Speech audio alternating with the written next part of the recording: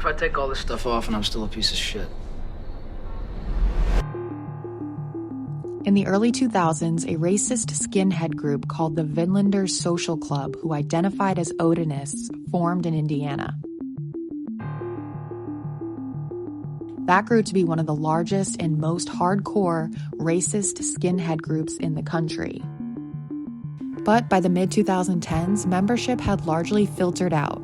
Still, others remain entrenched in the state's prison system.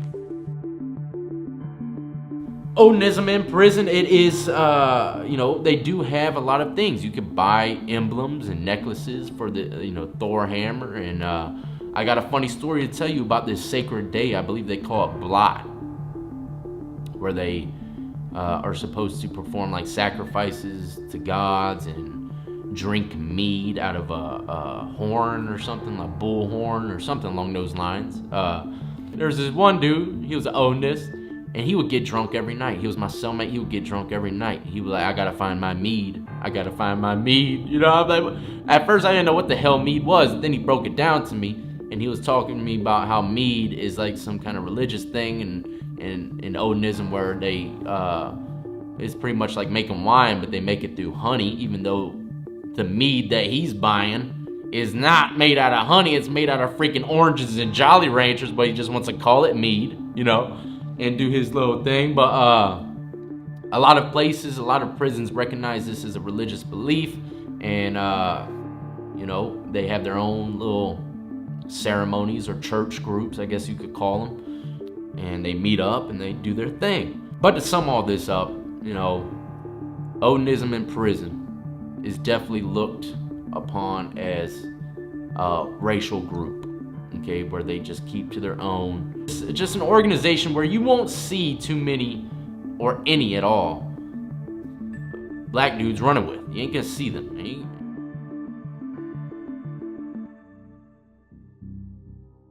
The defense claims that 2 prison guards supervising Allen at the prison are Odinists who have threatened, intimidated, and mentally abused him, including monitoring and recording attorney visits with Allen. The attorney suggested Allen confess to the killings in an April phone call to his wife from prison because he feared his wife would be harmed if he did not.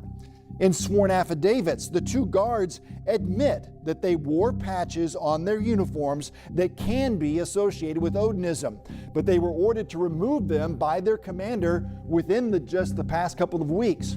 Both guards say they do not practice Odinism and they are not part of a radical hate group. They say they have never threatened Richard Allen or had any one-on-one conversations with him, and the warden at the jail says in a sworn affidavit that no one in the prison has ever been ordered to threaten, harass, or put Allen in danger. But the court records say that Allen was tased twice in May for not following the commands of prison guards. I do not, and this is with a capital N-O-T, practice Odinism. I do wear patches on my uniform that can be, but are not, associated with Odinism.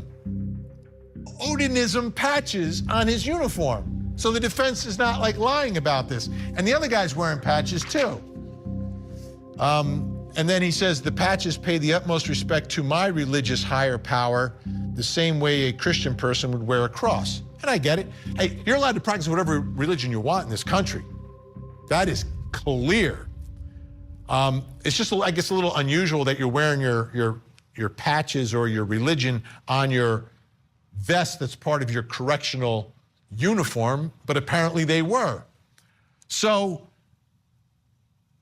despite that grain of salt I had for the defense, there's more than a grain of truth to what they're alleging here in terms of what they saw inside this prison. So now they're able to make these arguments that they can connect the Odinism in the prison with their allegations of this Odinistic, ritualistic murder scene. This is nuts.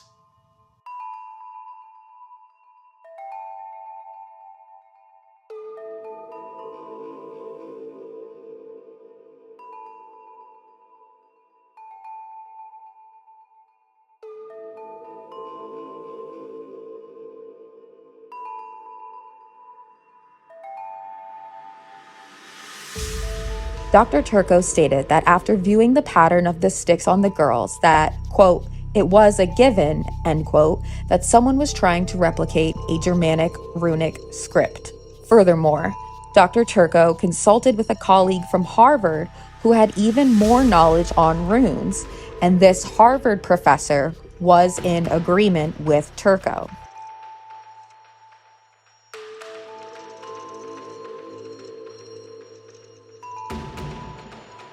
And Liberty German and Abigail Williams were last seen yesterday afternoon when they were dropped off near that bridge. Now, they had made arrangements to be picked up by family members later that afternoon, but they never showed up. My first thought was that I was going to kick my sister's butt when I found her, because this wasn't something that she'd ever done. Searched along, the hillside and in and around the High Bridge area where they'd been dropped off. She said, it's starting to get dark. I think we ought to call the police, so I did. A massive search effort was launched and stretched through the night. We're just praying for their safe return.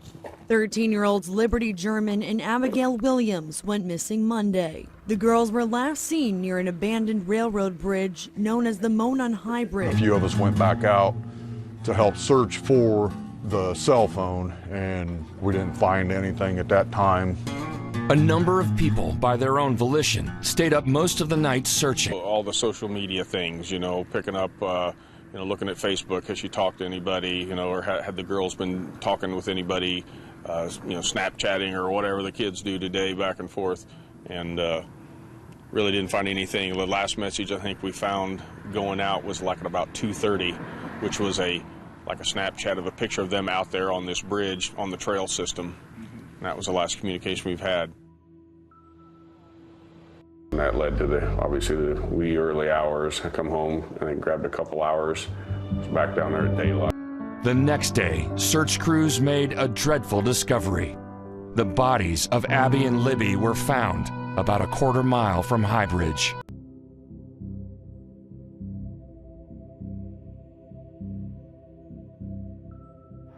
So what do you think? Someone local got them girls, or just someone had to know the area? I don't know.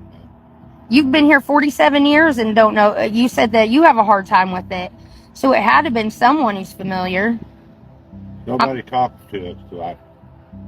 First time I got back from Arizona, I tell you, a bunch of guys from Lafayette called me up to McDonald's. And I knew I was going to go up there. And I walked in, and two of the three people worked out of Delphi into the same plant I did.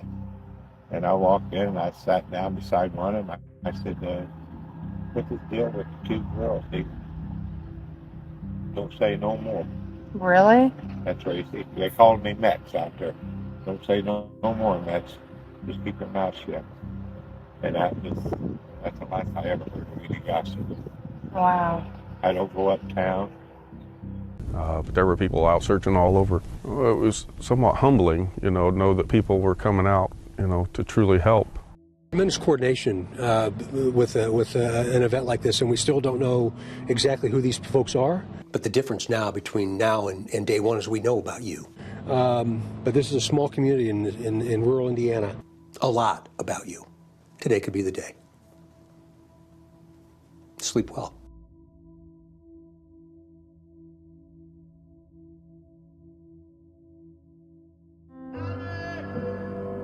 It was amazing to see how many people, at a drop of a hat, dropped everything that they were doing and came out and searched. There was flashlights everywhere. Everywhere. It was just like the stars in the sky,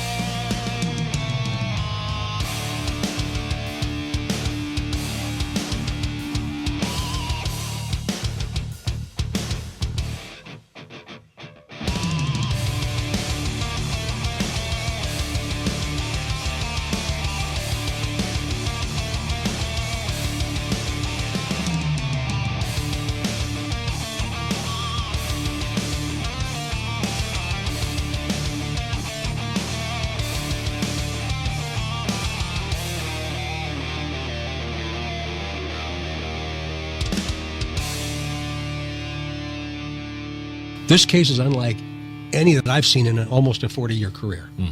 So there are so many different tentacles to this. It's very complex.